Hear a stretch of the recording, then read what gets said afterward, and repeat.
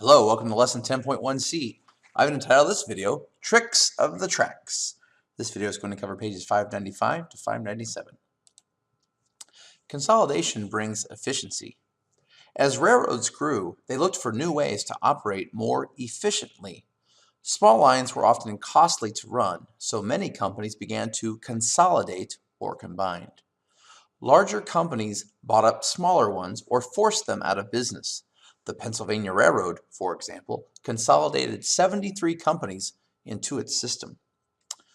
Number one, define efficient. If you look down here, basically efficiency is getting the maximum productivity with minimum wasted effort or expense. In other words, doing the most with the least amount of effort and time, and so you are getting the most out of something. In this way, companies were looking to make railroads more efficient, to operate more smoothly with less waste. Number two, consolidate. Consolidate means to combine, like this picture shows here. These three boxes are being combined or consolidated into one box. Tough-minded business people led the drive for consolidation. Cornelius Vanderbilt, pictured here and here, was among the most powerful of these leaders. The son of a poor farmer, Vanderbilt earned one fortune in steamship lines. He then began to buy up railroad lines in New York State. Vanderbilt sometimes used ruthless tactics to force smaller owners to sell to him. In the early 1860s, he decided to buy the New York Central Railroad. The owners refused to sell. Vanderbilt then announced that New York Central passengers would not be allowed to transfer to his trains. With their passengers stranded and business dropping sharply, the owners gave in and sold their line to Vanderbilt. Vanderbilt then bought up most of the lines between Chicago and Buffalo. By the time of his death in 1877, his companies controlled 4,500 miles of track and linked New York City to the Great Lakes region. Other consolidations were soon underway. Before long, the major railroads of the United States were organized into a number of systems directed by a handful of wealthy and powerful men. Question number three, who became the most powerful railroad baron of that time period? By the way, railroad baron is someone who made a lot of money in the railroad industry and usually used some pretty tough-minded tactics to get that way. The answer for number three was Cornelius Vanderbilt. Number four, give an example of how Cornelius Vanderbilt used ruthless tactics to get his way. Well, when he wanted to buy a railroad and they wouldn't sell, then basically what he'd say is, fine, then your passengers won't be able to transfer to my train when they get to my trains, and so they won't be able to ride mine. And so other lines would be forced to, well, we either go out of business or we sell. So that would be an example of a ruthless tactic. Question number five, after the railroad industry consolidated into a few major lines, who were the people who controlled these lines? The wealthy, powerful men that we now call the railroad barons. How did railroads deal with competition? With builders rushing to share in the profits of the railroad boom, overbuilding occurred. Soon, there were too many lines in some parts of the country. Between Atlanta and St. Louis, for example, 20 different lines competed for business. There was not nearly enough rail traffic to keep all these lines busy.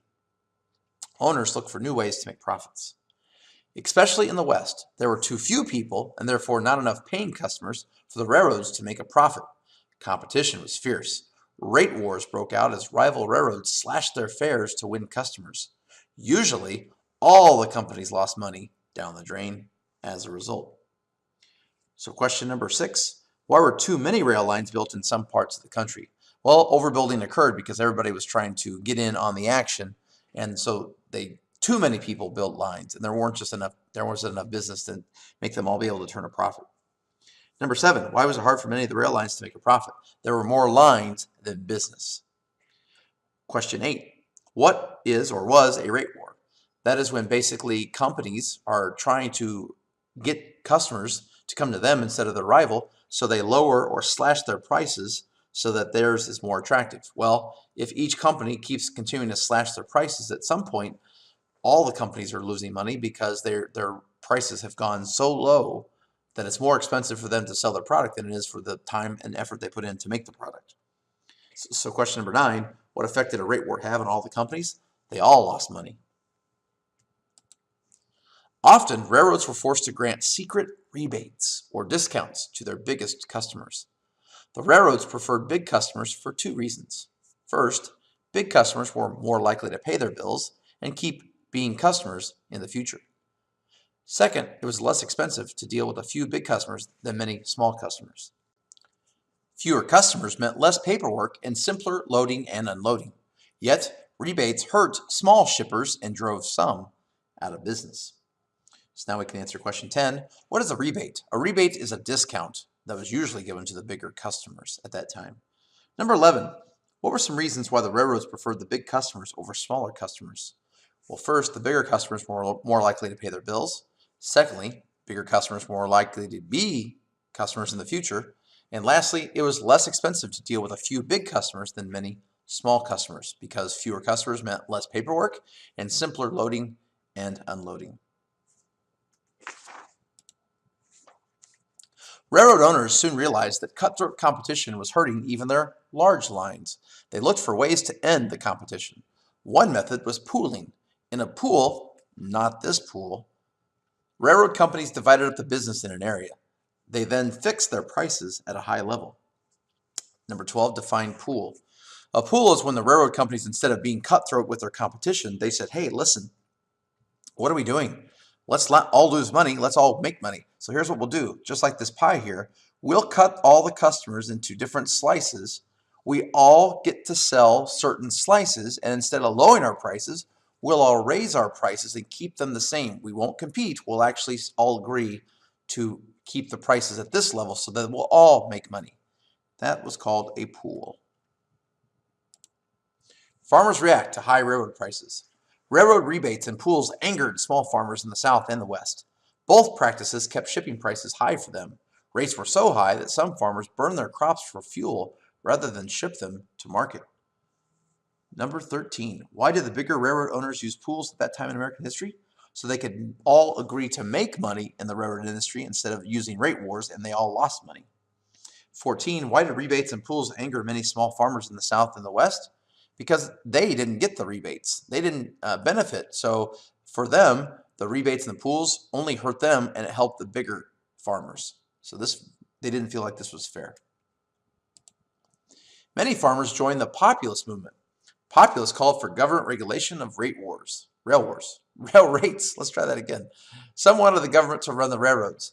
A debate began about whether government should interfere with business to protect the common good. Congress in several states passed laws regulating railroad companies. However, the laws did not end abuses. Railroad owners sometimes bribed officials to keep the laws from being enforced. So question number 15. Why did farmers join the populist movement at this time? Because the populist movement was calling for the government to get involved and to watch over these big companies to make things fairer for them. Some even argued that the government should run the railroads instead. Question 16. Even though Congress passed laws to regulate the railroad industry, how did some railroad owners get away with their abuses? Well, like this picture showing, some of them used under-the-table bribes, and they said, officials, hey, sure, the laws are in place, but don't enforce them. And here's a little bit of money to take care of your family for this Christmas. And so what you would see is these under-the-table bribes kept the railroad industry making their money. They could afford to pay these bribes because they still made a lot more money in the long run. The Panic of 1893. In 1893, an economic panic hit the United States. About 15,000 businesses and 500 banks closed, leaving many workers unemployed. The railroads were both a cause and a victim of the economic downturn. Overbuilding in the 1860s meant that many railroad companies' finances were fragile. They were barely making money. In 1893, the Philadelphia and Reading Railroad went bankrupt, helping to start the panic. Many other leading railroads followed. Industries like steel and a wide variety of businesses that had come to depend on the railroad were hurt, as were businesses that depended on those businesses. Through a ripple effect, shown here, the whole economy suffered. So question number 17. How did the Panic of 1893 hurt the American economy? Well, when it hit, you had about 15,000 businesses and 500 banks closed. Well, that left many workers unemployed. Question 18. Explain how the railroad industry was both a cause and a victim of the Panic of 1893. Well, it was both of those things because They had overbuilt, and a lot of these railroad companies, their profit margins were very thin.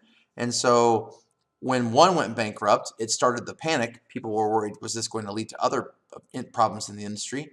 And so industries like steel were hurt, and other businesses that relied on the railroad were hurt.